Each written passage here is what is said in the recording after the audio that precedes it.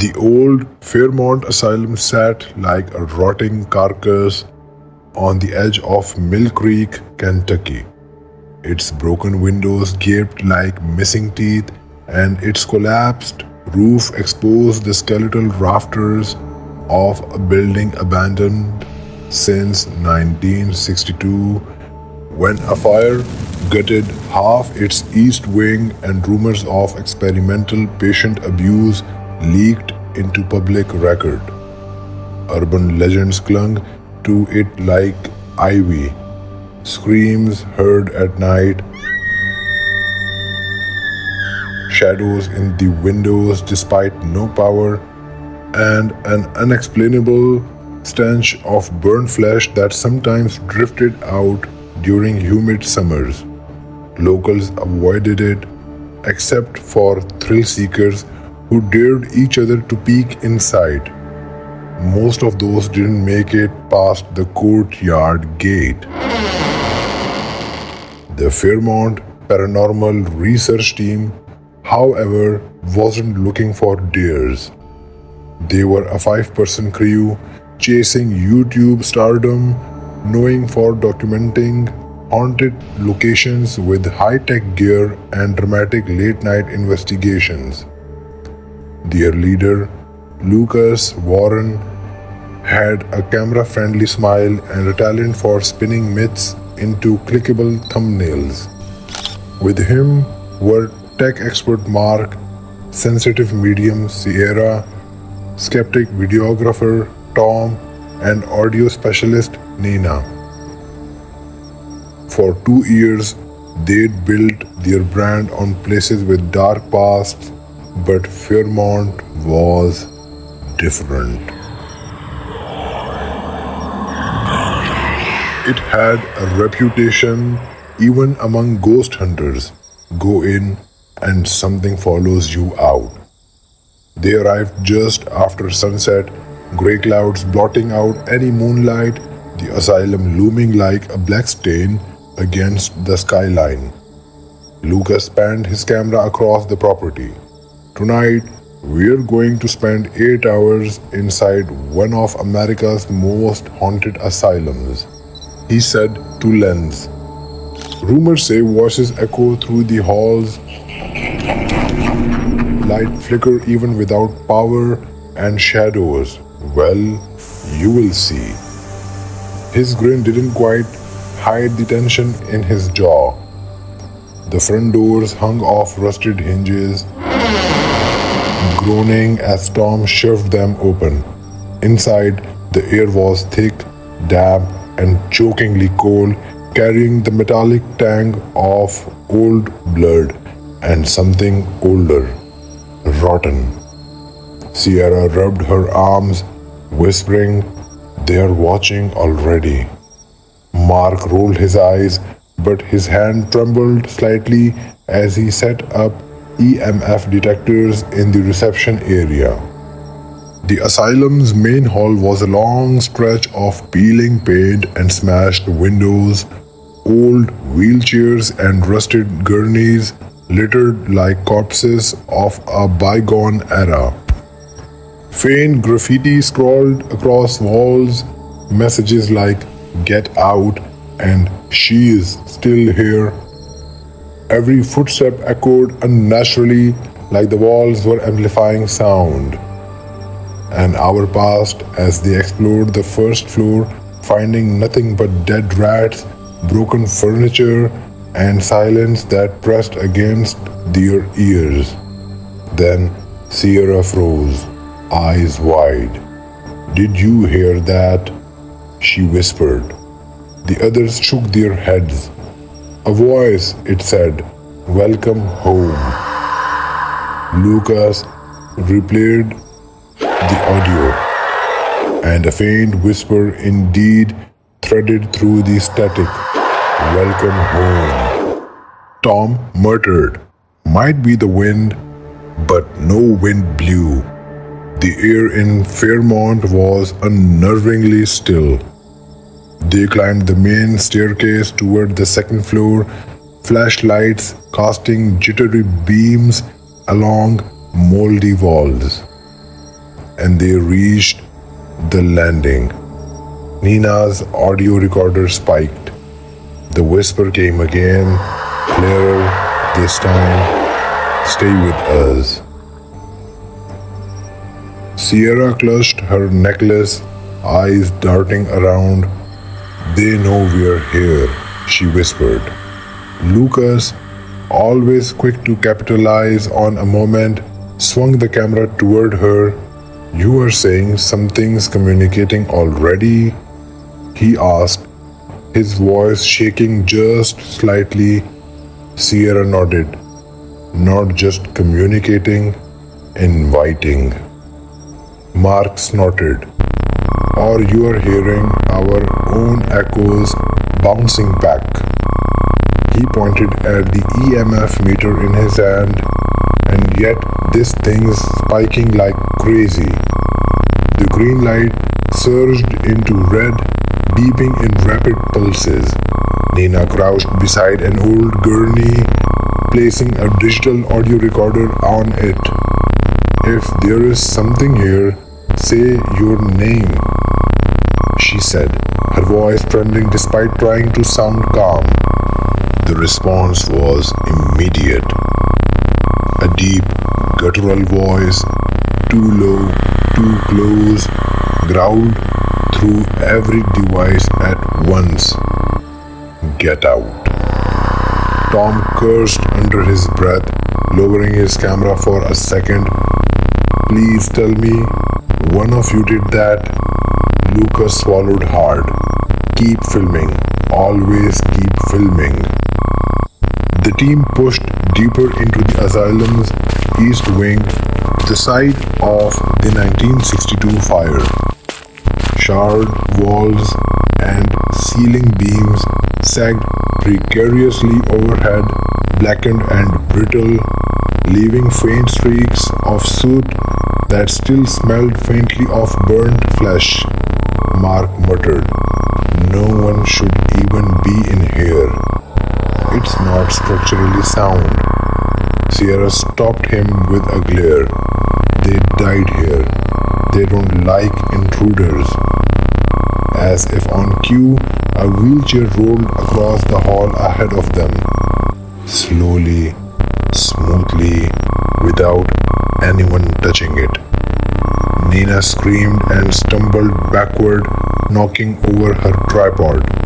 That's it. I'm done, she said, fumbling for her flashlight. But Lucas blocked her path. We came here for this, he insisted. No one's leaving until we finish. The second floor was a labyrinth of patient rooms, all identical and stripped bare.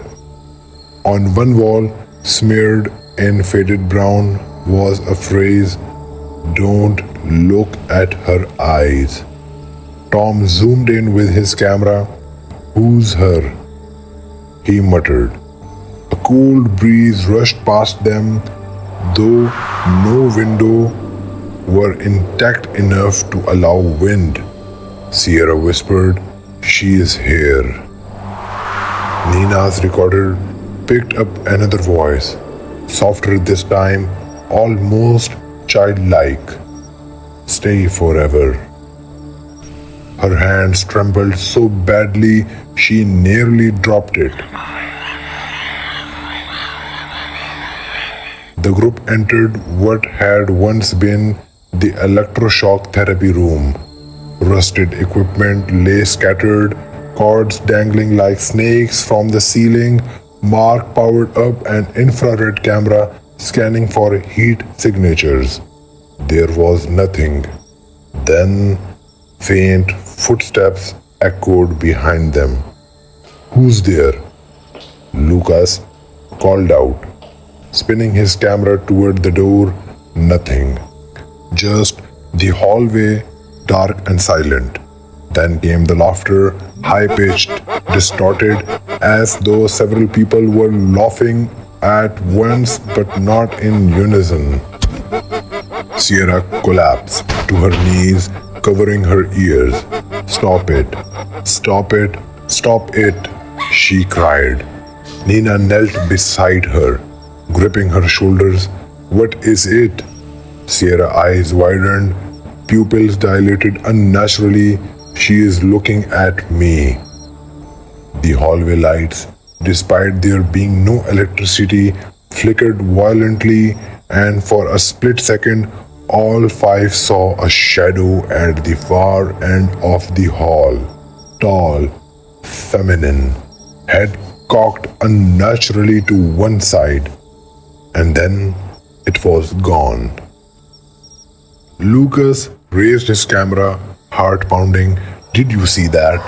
Tell me you saw that, he shouted, voice cracking. Tom nodded stiffly, face pale. Yeah, but I don't think it wanted us to. Sierra was trembling violently, whispering under her breath, Don't look at her eyes. Don't look at her eyes. Suddenly, every door in the corridor slammed shut at once, the sound echoing like a gunshot. Nina screamed, clutching her headphones, as white noise blasted from her recorder.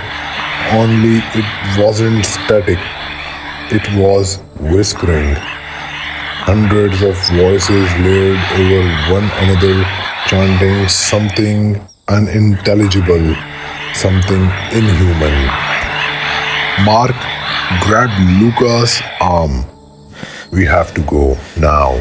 But the hallway was wrong, longer than before, stretching unnaturally, door after door repeating into infinity.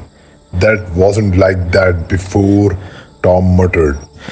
Lucas pointed to the nearest exit sign and they ran, boots slamming against the warped floorboards. Sierra staggered behind them, whispering incoherently, tears streaming down her face. She is following, she whimpered. They turned a corner and froze. Standing in the center of the hallway was her, a woman, or what might have once been a woman, skin ashen, hospital gown, tattered and burnt at the edges, head still cocked unnaturally to one side, her eyes empty, black voids deep enough to swallow light. She opened her mouth and a low, guttural moan reverberated through the walls. Don't look at her eyes, Sierra screamed, shoving past the others and sprinting. The woman moved fast, impossibly fast, closing the distance in seconds. Lucas spun his camera toward her, catching only a blur before it cut out. The team scattered. Tom bolted toward the stairwell, tripping and tumbling down, landing with a sickening crack at his camera shattered beside him. Mark and Nina slammed through another door, only to find themselves back in the electroshock room they had left minutes earlier. This is impossible, Mark muttered, voice breaking. The layout's wrong. The building is changing. Behind them, footsteps echoed, slow, deliberate. Then the voice came, deep and distorted, rattling their bones. Stay with us. Lucas, separated from the group, stumbled into a treatment room, slamming the door shut behind him. His breathing was ragged as he fumbled for his radio. Everyone, where are you? Static.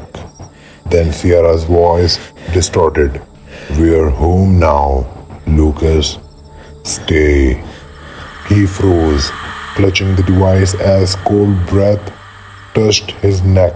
The camera swung as he turned, catching a glimpse of a woman directly behind him, inches away, her face twisted into a grotesque grin. The footage later recovered from Lucas' camera would show only a blur of motion, a single scream, and then static. When the sun rose, only one of them made it out, Mark. He was found half a mile down the road, barefoot, clothing torn, mumbling incoherently about voices and her eyes. He never spoke publicly about what he saw that night, and within weeks, Fairmont Asylum was sealed off by the state, declared structurally unsafe and off limits to all the trespassers. But locals still swear they hear voices on foggy nights.